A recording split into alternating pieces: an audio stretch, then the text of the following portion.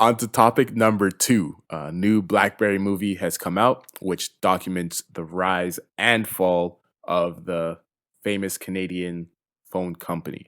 Now, it's been released in theaters in Canada and the United States since May 12th.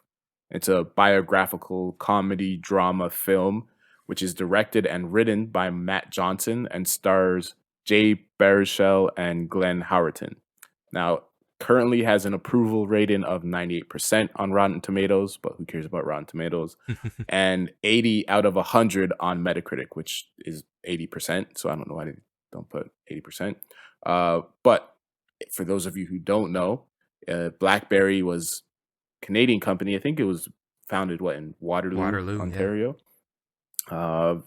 BlackBerry was under Research in Motion, which I guess was the bigger company, and BlackBerry was the division that made the phones, phone software, messaging software, and the company was huge at one point. It was all that anyone ever used. It was the iPhone of its time.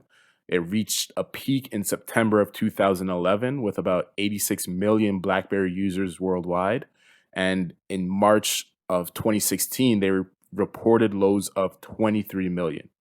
So in the span of 5 years, quite a significant drop off. And then, since then they've stopped producing phones themselves. They've licensed their name. They've licensed some of their technology.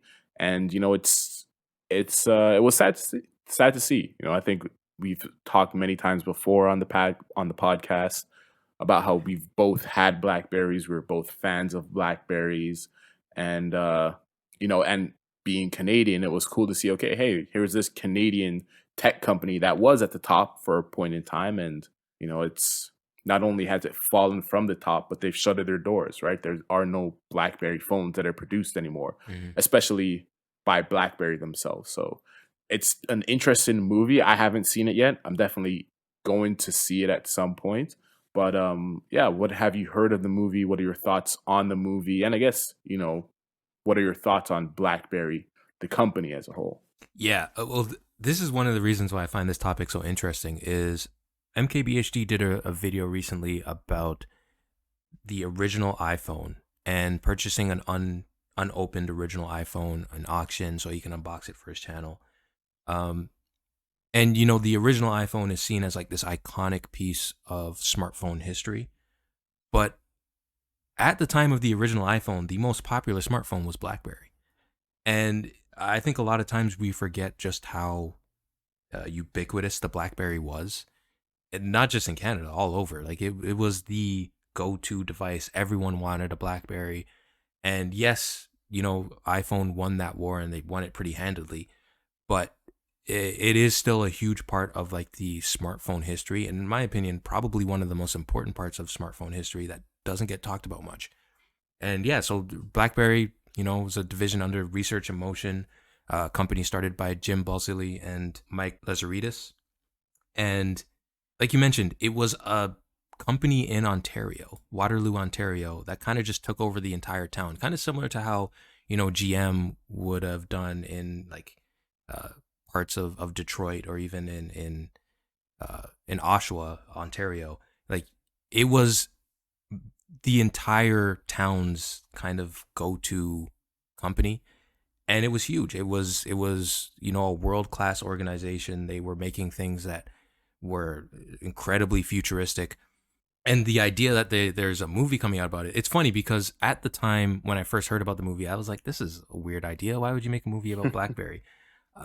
But seeing these reviews and how good it is, it made me remember, wait, BlackBerry wasn't just a huge company, but their rise and downfall was actually very funny. Like even when you think about it, the idea that they called the device the BlackBerry in the first place was weird. Like I remember seeing news stories about politicians, not paying attention in, question period because they're too busy sending emails and text messages on their BlackBerry when, it was this kind of purplish, bluish little screen with a keyboard on it. And it's like, well, what is this kind of thing? And it looked a little foolish at the time, but it kind of took the world by storm.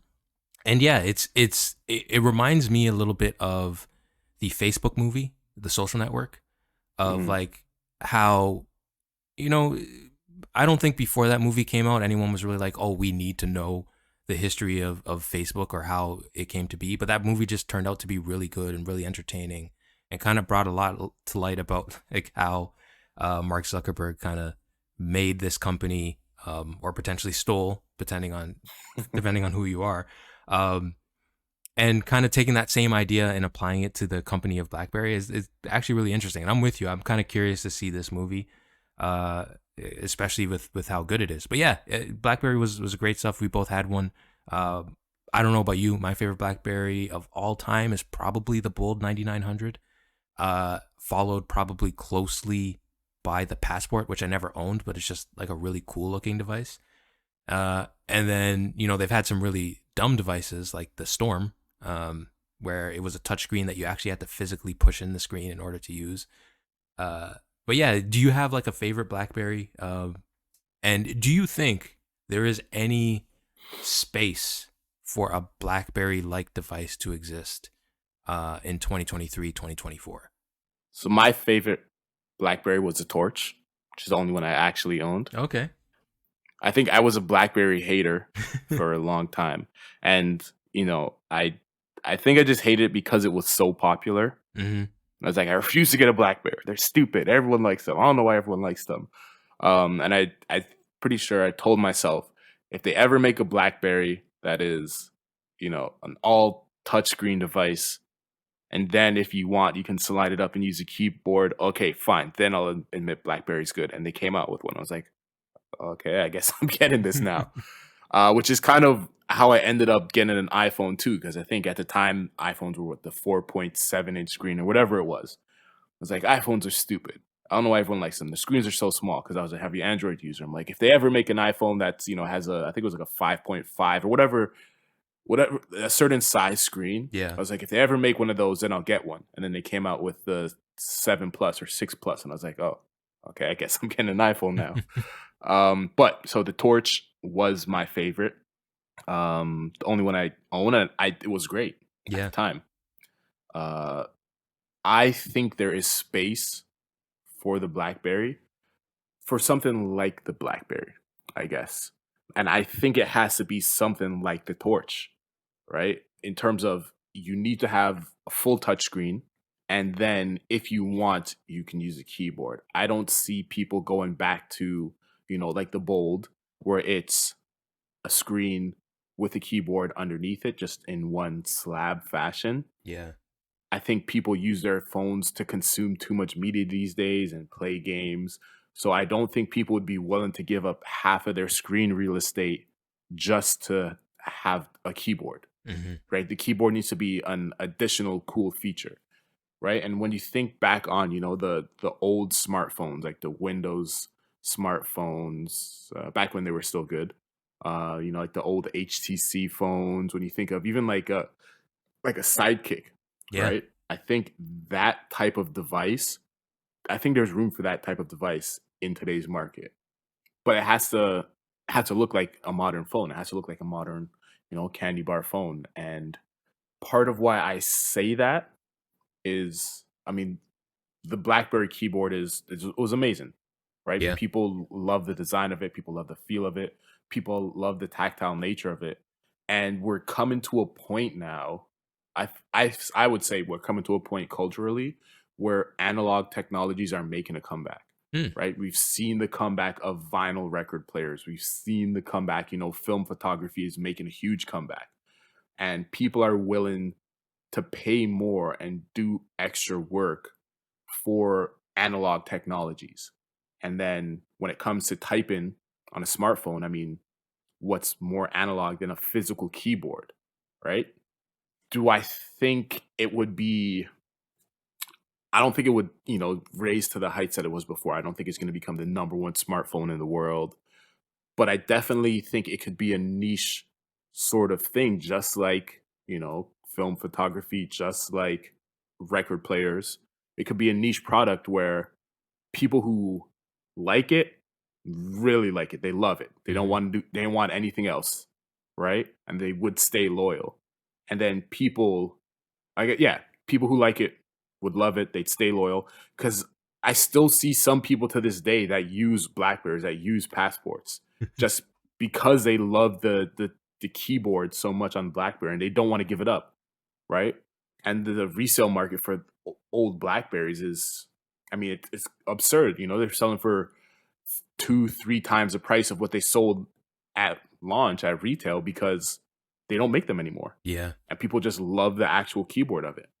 So I think there's definitely room for a BlackBerry device, but I don't think, it would have to be something where it's sold at cost, or, that's barely making a profit, that's just operating, making enough to just operate.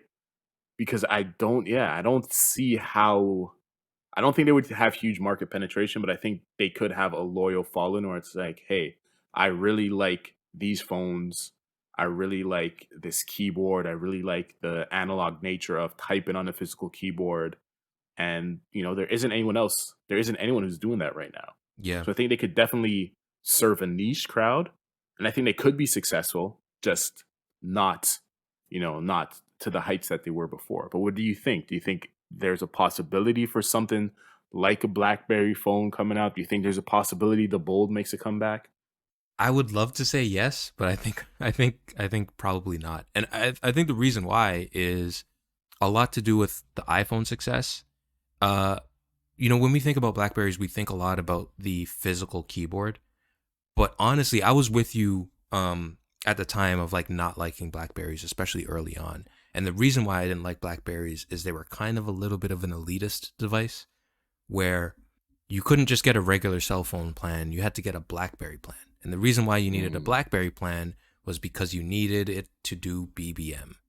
And BBM was BlackBerry Messenger. That was their direct messaging service that was not SMS. It was fully encrypted at the time, at least. And it was, the only way to message people. And nowadays, that has fully shifted to iMessage. iMessage is, for a lot of people, I've heard so many people talk about this happens with my family because I'm the only person in my family that does not have an iPhone. If there's a group chat, I do not respond to them because I have an Android phone, and iMessage with someone in the chat with an Android phone can be really annoying for both me and them. Because sometimes I will just get a message that says this person gave this message a thumbs up, and I have no idea what's going on. Because I don't get those kind of reactions that happen in iMessage. So there's kind of like a very different experience from iMessage from someone who has an iPhone and someone who has a regular Android phone. And that's how it was with BBM as well. It was a situation where you didn't even give people your number. You'd give them your BlackBerry Messenger code or BlackBerry code. I don't even remember what it was at the time. And that's how you would communicate with people. And if someone didn't have that, it was almost like, I don't really want to have a conversation with you because either then I have to give you my actual phone number, which is a little bit more personal, or even the conversation isn't nearly as dynamic or as interesting because, especially at that time, you had a limited number of text messages on your cell phone plan because this was ages ago. So yeah, I kind of, the reason why I don't think they can return is because what really made them incredibly popular was, in my opinion, BlackBerry Messenger, and that has completely been replaced by iMessage. iMessage is the go-to messaging service for most people, and I don't think anyone can really compete. I mean, even Google can't compete with iMessage, and iMessage now has things like FaceTime and all these other integrations with it. And even when Google tries to bring things like Duo and like Face or video calls and stuff like that, it still doesn't compete with what Apple is doing. So yeah, if Google can't do it, I can't imagine a company like BlackBerry being able to pull it off. But yes, I would absolutely love to see a device. And if they were going to do something, I would like for them to make something maybe on the feature phone side for people who maybe don't want smartphones. I think it would be a lot easier for someone to have a feature phone with a full-on keyboard so that they can text easier. I think it would be much simpler for someone to be able to see a physical representation of the key that they're pushing, but I don't think there's any space right now for a BlackBerry as a flagship device, either phone or tablet. I actually have a BlackBerry Playbook right next to me, which is the tablet that they made that failed so miserably that it ended up being sold for like $50 at one point. But yeah, it's still a cool company, cool hardware. But yeah, unfortunately, I think their time is done. Yeah, unfortunately.